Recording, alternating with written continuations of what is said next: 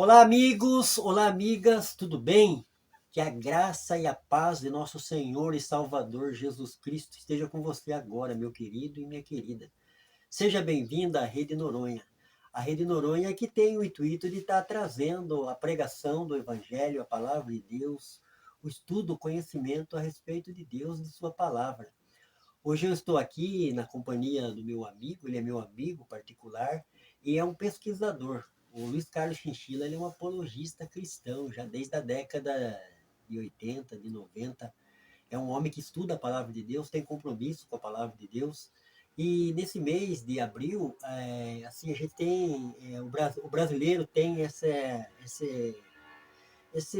como que eu posso dizer, já de falar a respeito da Páscoa, né?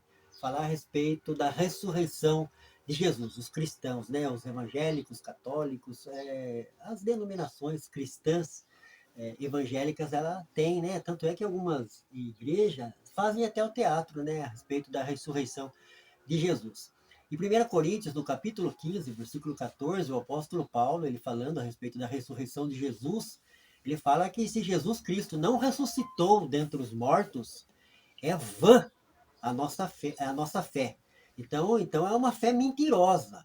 Então nós devemos estudar, pesquisar, né? A gente tem a nossa crença, mas a nossa crença ela tem que estar embasada na palavra de Deus, nos ensinos de Jesus, nos ensinos de Pedro, de Paulo, de João, dos apóstolos. Então, Luiz é um pesquisador nato nessa área, né? Ele está pesquisando faz tempo já a respeito da ressurreição de Jesus. Ele leu os livros, Deus Não Está Morto, o livro do apologista americano Lee Strobel, vários livros, né? Ele vai estar falando, a gente está aqui hoje para bater um papo a respeito da ressurreição.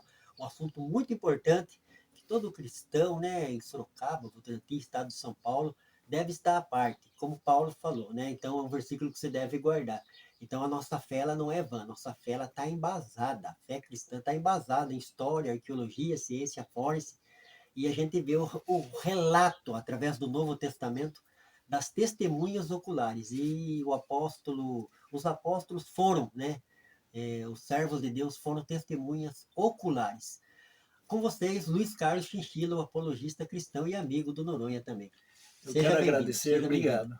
Eu quero agradecer ao Noronha dessa oportunidade, porque hoje, infelizmente, os irmãos que vão assistir, que julguem. Que, a maioria dos cristãos não tem nem ideia do que é isso.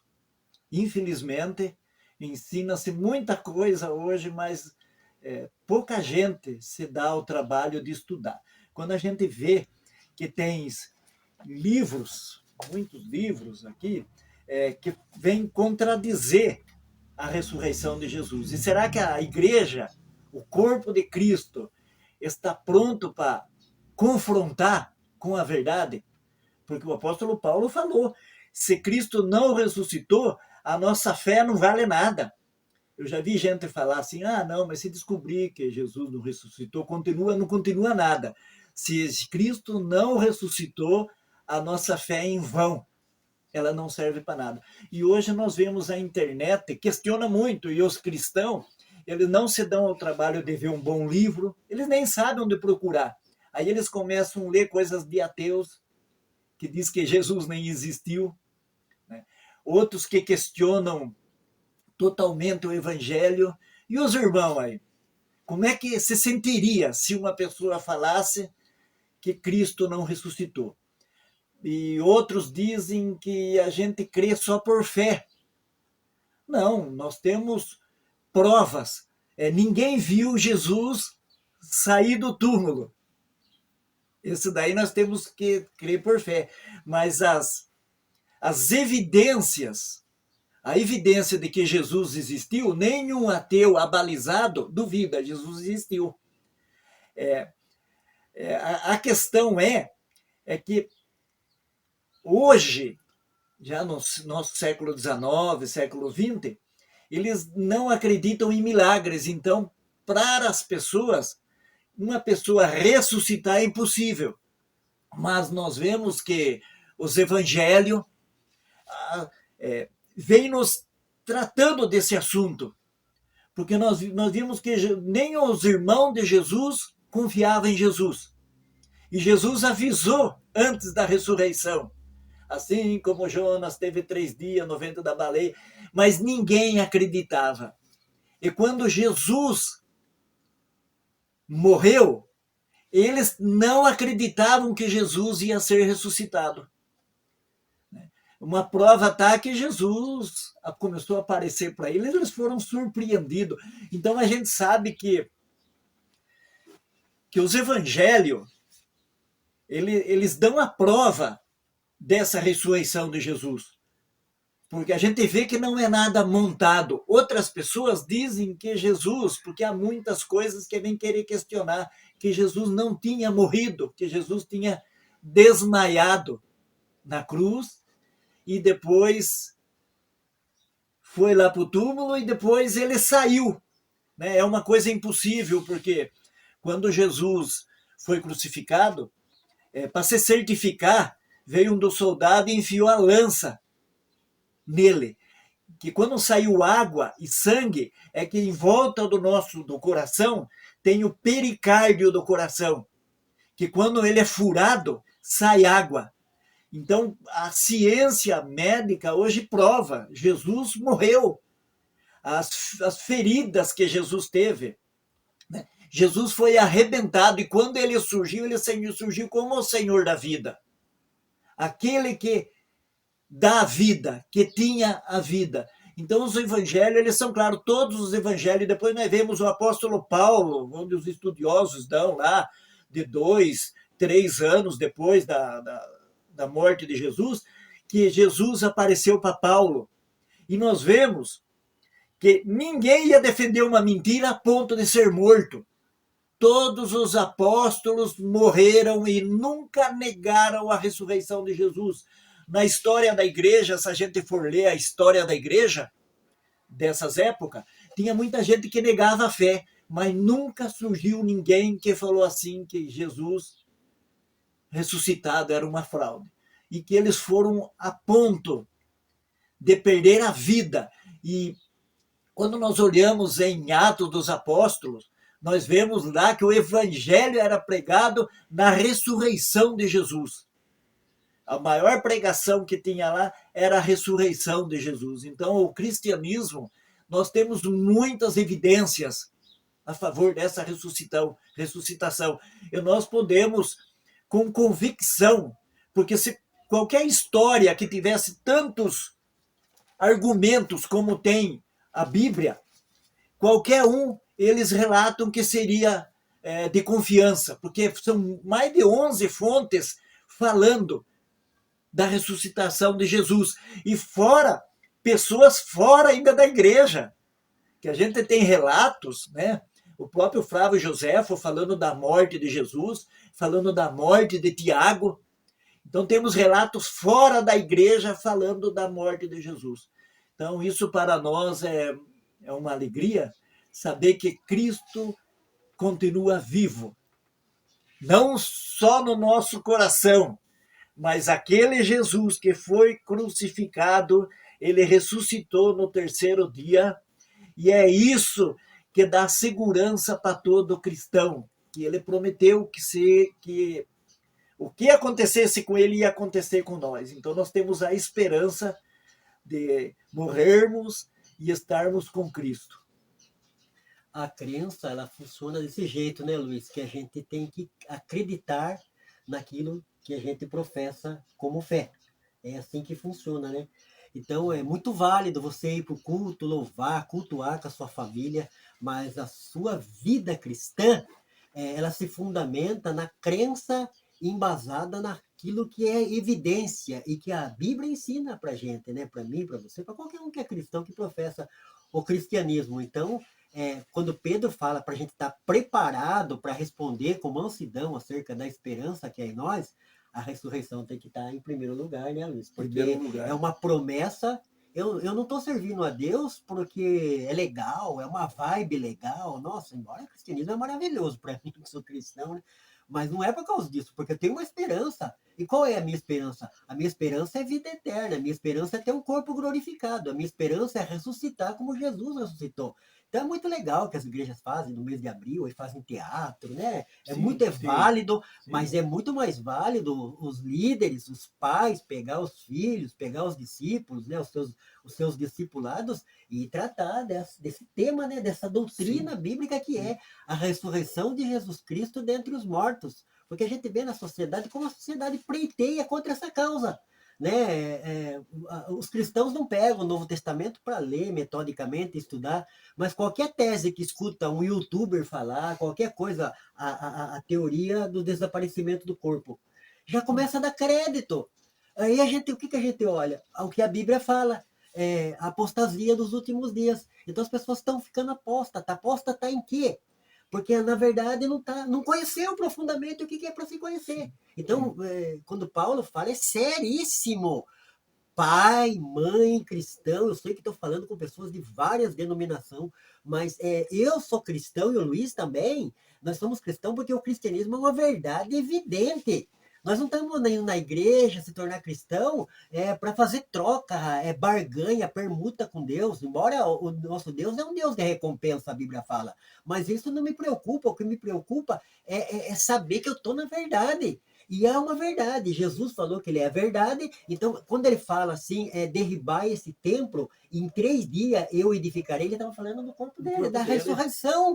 da ressurreição dele, que ele ia ressuscitar dentre os mortos. Então, a ressurreição de Jesus é um fato, é uma história bíblica, mas é um fato também. Isso ocorreu. A Bíblia fala que Jesus Cristo ele está à direita de Deus, lá em Isaías 53, e quando também Estevão morreu apedrejado, ele olhou e viu o céu aberto, Jesus à direita de Deus. Jesus, como homem, ele experimentou a morte, ele ressuscitou ao terceiro dia, ele está à direita de Deus intercedendo por mim e por você. Sim, e nós vemos que muitos mitos se levantou, né? Você vê que o primeiro que surgiu, que está na Bíblia, é que quando Jesus ressuscitou, eles falaram, veio os discípulos dele e roubou o corpo. Isso era uma coisa impossível, porque a guarda romana seria a maior guarda do mundo. Eles eram homens treinados, era 12 pessoas que ficava 4 em prontidão, 8 ficavam tranquilos, 4 horas cada um, porque eles sabiam que se roubasse o corpo, eles morriam. Não é que nem agora, não, que a pessoa fica de guarda, rouba alguma coisa e não acontece nada. O próprio polícia, o próprio segurança lá, ele morria no lugar. E o selo foi colocado naquela pedra lá. Jamais os discípulos, os apóstolos, todos tinham fugido de medo. Todos tinham fugido de medo. Então é impossível que tivessem roubado o corpo. É que naquela altura que o anjo apareceu e rolou a pedra, eles não tinham outra desculpa a dar. Não tinham outra desculpa a dar. Eles pegaram, foram lá com o sacerdote e falou, ó, como os sacerdotes eram influentes, falou, ó, explicou para eles, aí o sacerdote falaram, mas espera um pouco, você falar isso daí que ele ressuscitou, como é que fica? Que ele apareceu vivo. Então vamos falar que que o corpo foi roubado. Né? Então, e depois começaram a inventar teorias simplórias, que Jesus tinha um irmão gêmeo, que Jesus morreu e depois o irmão gêmeo dele apareceu. Então, quando a gente compara o que a Bíblia diz e com as teorias, é para ver que eles inventaram umas 8 teorias. Se tivesse só uma, né, poderia até falar, ó, essa está competindo, mas precisou se arrumar umas 8 teorias para tentar refutar o ressurgimento de Jesus. Né? Então nós vemos que a Bíblia é clara, porque a Bíblia já vem falando no Velho Testamento, transpassaram-me as mãos e o pé, a Bíblia já vem profetizando sobre Jesus, foi vendido por 30 moedas de prata, né, que a Virgem conceberá e dar luz ao menino, que o seu nome seria chamado Maravilhoso, Conselheiro, Deus Forte. Né? Então a Bíblia ela já vinha traçando todo esse caminho aí. Né? Então é uma coisa histórica, não é aquela coisa que a gente se debate na fé, porque eu, às vezes, a gente é pego de surpresa, porque às vezes a gente é convidado para um churrasco e geralmente as pessoas costumam fazer perguntas para crente, e crente ficar todo desesperado. Aí eu no churrasco, aí um rapaz se levantou lá e começou a falar que a Bíblia não merecia confiança, nada. Eu com muita educação falei, viu, mas como é o nome dos antigos, os manuscritos mais antigos que nós temos? Aí ele também não sabia. Ele não sabia. Só que os irmãos já estavam tudo de boca aberta com a ideia dele. Né? Porque nós cristãos nós temos que estar preparados para responder com a nossa fé. É lógico que ninguém sabe tudo. A vida inteira, se você olhar aqui, tem uns 300 livros, eu não sei tudo, eu sei pouco, mas nós temos que crescer na fé e no conhecimento. Porque quando nós somos testemunha de Jesus, vocês sabem o que é ser testemunha? Você sabe que uma pessoa ir lá no juiz, lá, testemunhar a favor de uma pessoa e não sabe nada, só viu falar. Né? Então nós temos a responsabilidade. Nós vivemos numa comunhão de oração, pedindo perdão, procurando cada vez melhorar, mas nós temos que procurar conhecer a palavra de Deus, porque essa é de responsabilidade de todo o cristão, não é do pastor, é de todo o cristão.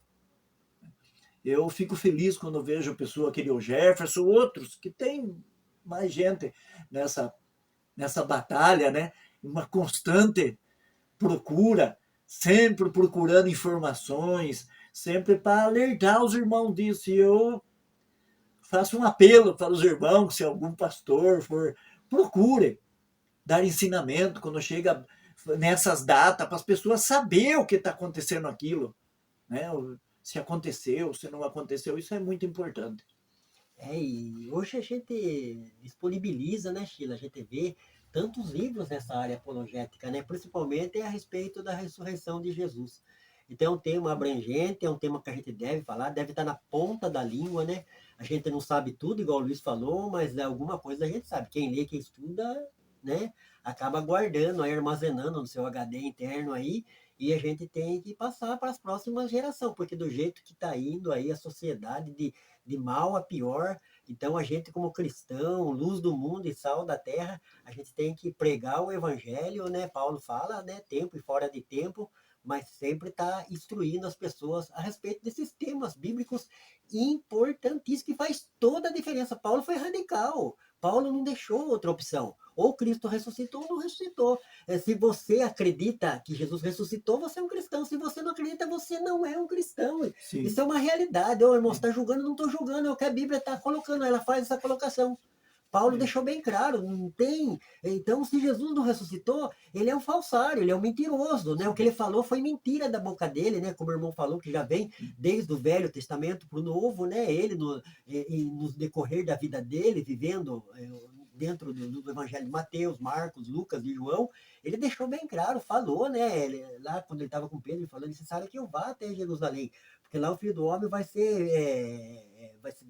vão bater nele e vão colocar ele na cruz, ele vai ter uma morte de cruz. Então ele já sabia do propósito, ele sabia da missão que ele veio cumprir. A missão de Jesus é essa, era pregar o evangelho, trazer as boas novas, trazer a graça, né, a nova aliança e experimentar a morte para que através do derramamento de Jesus houvesse remissão de pecados. Então é maravilhoso, é glorioso, né? Assim, eu louvo a Deus por Deus ter trabalhado poderosamente na minha vida e a gente entender um pouco essa palavra de Deus maravilhosa, gloriosa. Você fala: puxa, mas como que pode um homem ressuscitar, um homem ressurgir dentre os mortos? Você pega a Bíblia, você lê de Gênesis, Apocalipse, se você parar assim, diante dos milagres que acontecem, ele ressuscita, é fichinha. Para quem criou o cosmos, o sistema solar, você já parou para ver, para analisar o sistema solar? O planeta Terra, um planeta santuário, com todas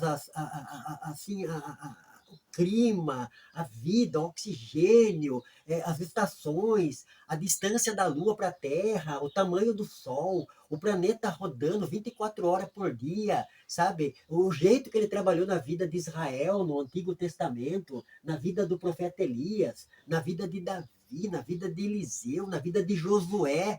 Então você fala assim: não, esse Deus da Bíblia, ele é um Deus maravilhoso, poderoso, real. E o que eu creio, porque tem um embasamento. A nossa fé ela é supra-racional. A nossa fé não é uma fé cega. Né? Tem muita gente aí que está numa fé cega, numa fé que não tem embasamento. A Bíblia tem embasamento histórico, arqueológico, a ciência forense. Diz um pregador que a Bíblia é o maior compêndio arqueológico do mundo. Eu acredito nisso. Sabe por quê? Porque está aqui, é só você pegar, ler, estudar e gastar um pouco do seu tempo aí tão precioso com aquilo que é real, com aquilo que é verdadeiro. E nós temos questões dentro de nós, todo ser humano tem. Da onde que eu vim? O que que eu estou fazendo aqui? Depois que eu morri, para onde que eu vou? Então, muitas filosofias, ideologias, né, teorias humanas vão dar resposta. Busque a resposta aqui, na palavra de Deus, né? Buscai no livro do Senhor e lede. Isaías falou isso, buscai no livro. Aonde que você está buscando? Minha pergunta para você como pesquisador, aonde que você está buscando? Né? Sim, tudo é super interessante, porque a maioria das pessoas às vezes questiona uma coisa que eles não sabem. E eu já vi coisas assim tão simplória, a pessoa chegar para mim e falar: ah, mas como é que você acredita na Bíblia? Depois de 2000 anos, quantas coisas podem eles ter mudado nesses 2000 anos? Então a pessoa pensa que a Bíblia foi assim, cada um escrevendo o que queria, e hoje chegou, falou: olha só, até o ano 200 já dava para escrever a Bíblia. Só que nós vemos lá os pais da igreja, os escritos que corria, já dava para escrever a Bíblia. Então o povo, às vezes, ele não estuda e se deixa levar por internet.